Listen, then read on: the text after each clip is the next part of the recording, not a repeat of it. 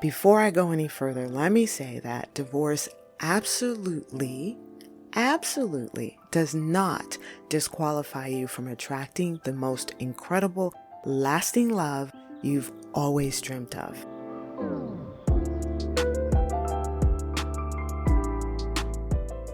Welcome to Women Being Loved. I'm Tadra, your host. If you're a woman of a certain age, like me, let's say beyond 45, you've probably already had a long-term relationship that's lasted a decade, maybe even two, and you've poured a lot of hopes and dreams in that partnership or marriage, and then it disintegrates. Maybe you saw it coming, maybe you didn't. Let's add to the scenario. There are kids, there's a mortgage, there are 2 cars, 401ks, life insurance, and it all becomes so overwhelming to physically and emotionally untangle.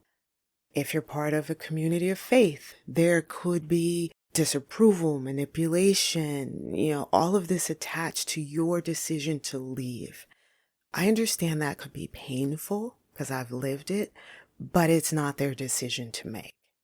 If a legal divorce becomes nasty, you can also end up suffering financially. Whew, this is not what you planned at all. And the grief is real. If you aren't familiar with the stages of grief, they are denial, anger, bargaining, depression, and finally acceptance. The National Library of Medicine adds shock and testing to the list as well, with shock fitting in before denial and testing fitting in just before acceptance. However, do not get attached to that because we don't necessarily experience grief in a linear fashion. So that means we can return to shock months after we have experienced anger and depression. So overall, doctors say it takes 1 to 2 years for grief to run its course, but please know that there's no set in stone time frame. You may take more or you may take less. Allow yourself the time you need to heal. Listen to your intuition. Intuition, that's one word, not two. Intuition. Why all this talk about grief? Because ending a long-term committed relationship is a loss. It just is. Even if the relationship has run its course, even if you were the one who left. So, before I go any further, let me say that divorce absolutely does not disqualify you from attracting the most incredible, lasting love you've always dreamt of. Always come back to that truth. If you are recently going through a divorce, if you're currently going through a divorce or recently went through a divorce, you may not believe that right now, what I said, that, lasting love can be yours, or maybe you don't even want that right now, right? You're like, I am done. But should you want it in the future, I just want to tell you, you are fully capable of having it. And I'm going to share some stories today to help you believe, including my own. So stay with me. Right after a divorce, the advice we get from a lot of our well-meaning friends and family is to just get back out there. Girl, join some dating sites. Don't miss a beat. Wash that man out of your hair. I'm not going to denounce that advice because maybe initially it's what some women actually need to do. Maybe you need to do that, depending on what you've been dealing with for years.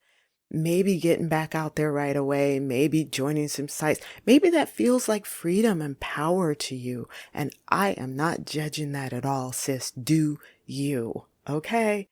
However, your community of faith may have a different viewpoint and they may be urging you to sit down and not be seen right now because you have to deal with the shame of it all. And I am definitely making quotations in the air right now. You can't see me, but shame of it all.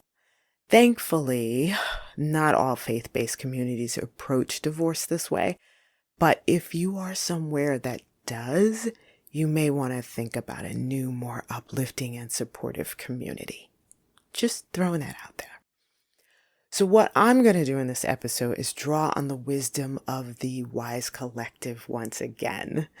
If you haven't yet listened to other episodes of this podcast, let me explain the lovely Wise Collective. So what I love to do is interview women who are in their late 30s to early 70s, yes, who have found their greatest romantic love at 35 or later. And I have to say most of them or later. And they have a deep, deep desire to help other women navigate the ups and downs of romantic love by sharing their own lessons. So, when I refer to the Wise Collective, that's who I'm talking about. The advice, insight, and lessons that these women share with me that I draw upon for these podcast episodes will be compiled into a book and published later this year, so you will have access to all the goodness. So back to grief. After the dissolution of a major relationship, there's this weird downtime where you feel like you're floating in space. I think that's the best analogy I can come up with. If you don't quite know what to do with yourself during this time, right? It feels like that. You're in a different life stage all of a sudden, and maybe you were even forced there. And so you've got to get your bearings. Bearings. What is wrong with my English today? So sorry. You have got to get your bearings and figure out who you are in this new scenario. So when I asked the Wise Collective what they did during this hollow period before meeting the amazing partners they have now, I want to stress that part, before meeting the amazing partners they have now, I got a lot of really wonderful answers, and I'm going to share those with you now. Simone, a lovely woman from the Caribbean, said, I went on a spiritual journey and was decidedly celibate. I felt I needed to walk that path with God, and it lasted for a decade.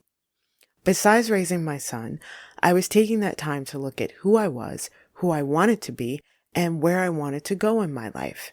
I realized that I was attracting the wrong kind of people because I was just out there without understanding who I was, so I really needed to shut down dating. Simone shares her full story of getting out of an abusive first marriage and raising her teen son alone, and how she knew she was ready for love again in the upcoming book. Simone has been married 4 months to the man of her dreams. Let's look at another one. Renee. Renee was 48 when she divorced her husband of 21 years. And she said, after my divorce, friends had told me I needed to get out there again. And I tried a little bit. I went to a couple of clubs with them and dealt with married men coming up to me with their foolishness. After a very short time of doing that, I said, nah, this is not my thing. I'm good being by myself. I really don't mind being without a relationship. I like my own company. I think that's something to just sit with for a moment. She said, I like my own company. And at the time, my parents were still alive, and I had other close family and great friendships. I felt blessed that I could take care of myself financially. The irony in this story is that Renee connected with her great love just 6 months after her divorce. She told me she was prepared to just chill, just, do her thing. And then this man came into her life that was too wonderful for her to pass over. So they are very happily married now. Paula shared, after my divorce, I spent time with couples at my church who had healthy marriages. Some of them mentored me and encouraged me when I was lonely or frustrated, and I was raising my teenage son, which literally took up everything. 6 years passed before I felt the release to date again. Paula was very lucky. She was in a very supportive, nurturing, loving, open-minded church, and so she was very, very blessed to have that. Paula met her love 2 years after she began dating again, and she married 45 days later. They have been happily married 16 years, traveling the world together, and posting their beautiful dates on Facebook. They are truly couple goals. Another one. See, I'm sharing all these because it's important. When you hear, it changes what you think is possible. Kate shared, I was married to a woman for 15 years, and she cheated on me with a neighbor who I thought was my friend. We divorced. That was my second divorce. I decided to spend some time solo. I focused on my work and I went to therapy a lot. It, along with personal introspection, helped me realize I really had to be my own great love. I don't think I'd fully understood that before. Meeting someone and falling in love can be wonderful, but no matter what, it's up to me to love, honor, and respect myself. I love that last line. I love that. It's up to me to love, honor, and respect myself. Once Kate felt healed and she was ready to date again, she met her great love and they've been married 9 years. Last one before I tell you my story. Stephanie. I hadn't dated for 6 years because I'd survived 2 abusive marriages. Also, I had children. The youngest was 13 at the time, and I didn't want to introduce men around them. I had gone back to college, and I told myself I wouldn't date until I graduated. That took 5 years. By that point, I wasn't interested in dating. I liked my independence. About 2 years after graduation, Stephanie met her great love. She is now in a beautiful marriage with a loving and gentle man who has been instrumental in helping her heal from all of the trauma from her previous marriages. So, what am I saying by sharing these women's stories? These are only a handful, a sampling of the 50 interviews I've done so far and counting. But there is a thread through many of these stories. Can you guess what that thread is? I'm pretty sure you can. Many of the women felt they needed to shut down dating for a season, not forever, after their divorce in order to heal. The amount of time that took, as with all grief and healing, is very personal. So some women stopped dating for 6 months, some for 2 years. Others spent a decade on their own, and they were fine with that. So in the book, women discuss how they did that, like what they did during that time that they were taking for themselves. And some of them discuss pushing themselves out of their comfort zone. So they use sports like rock climbing, rowing, hiking. One woman in particular said rock climbing was really scary for her because she was afraid of heights. But she did it because she wanted to prove to herself that she could do things that scared her, that she had more power, more ability than she had given herself credit for. Most of the women said they spent time in therapy. You will hear me singing the praises of therapy a lot on this podcast. Some of them went back to college to get degrees that they'd always wanted because now they didn't have to consider their husband's objections and they had a newfound freedom that was emerging. What I think is most eye-opening is how each woman spent the time on herself in constructive ways. So these women were looking for new paths forward. They were moving through those stages of grief that I mentioned, and they were coming to new places of personal growth. I believe that's what prepared them for the great love that they're experiencing now. Okay, let me tell you my own story. I was disengaging from my first marriage while I was still in it, y'all. Yes, I was. And I know some of you know what I'm talking about. I had tried really hard. And at this point, I had been wanting to leave for 8 years. Not just wanting to leave, like willing to chew my leg off to leave. But, well, I'm getting ahead of myself. It was a very unhealthy relationship, and I felt manipulated by the church into staying in the misery no matter what, because it's very important to certain churches that you put on a great face no matter what. We have to prove to those people out there that we are happy. No. I started codependency counseling before I left to gain the strength to leave. I knew that I was codependent, not just with my ex, but also with my church. And I just cared so much about what other people thought of me, and I needed to break that curse because that's what it was. Also, I had convinced myself that I'd never find the kind of love I longed for. And although that wasn't true, I had to get to the place of embracing being on my own and loving myself fully, right? As I think it was Tracy, I'm not sure, but as one of the other women, one of the wise collective said, I had to learn to love, honor, and respect myself. I had to learn what that looked like. And I had to really see that being alone was better than being miserable. Okay. Sometimes we convince ourselves that having a warm body next to us, any warm body, is better than having no body. That is a lie. That is a lie from the pit of hell. No. Okay, fast forward out of that muck and mire. I realized a friend who'd been in my life for years, and I hadn't really thought of him that way, was exactly what I desired and needed. But I was initially afraid to go for it because he was 8 years younger than me. We had some mutual friends who didn't approve for whatever reason, didn't even know what their problems were. But yeah.